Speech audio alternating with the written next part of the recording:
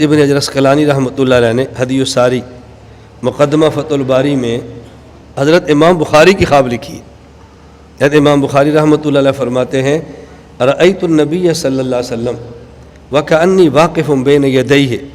میں نے خواب دیکھی اور مجھے یوں لگا جیسے میں رسول اکرم صلی اللہ علیہ وسلم کے سامنے کھڑا ہوں، وبیدی مروحۃ،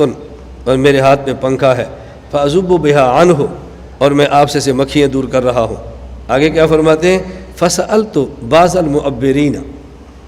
تو میں نے اس خواب کی تعبیر کسی تعبیر والے سے پوچھی، معبر سے،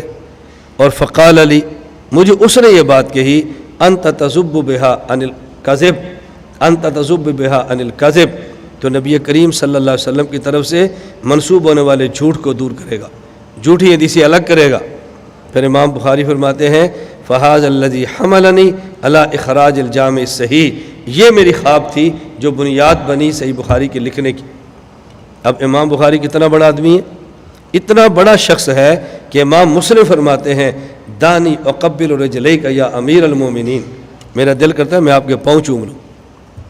اور ہمارے یہاں بعض بات بہت تعجب ہے، آپ میرا ہاتھ چوم لیں نا، ہاتھ، میں استاد ہوں آپ کا، تو دوسرا کہے گا یہ کہاں سے ثابت ہے؟ بس اس کو شوق ہے لوگ میرے ہاتھ چومے اور ویڈیو بنائے اور بتائے میں بہت بڑا پیر صاحب ہوں۔ اور امام مسلم کیا فرما رہے ہیں دا یا استاذ اقبل رجلیک،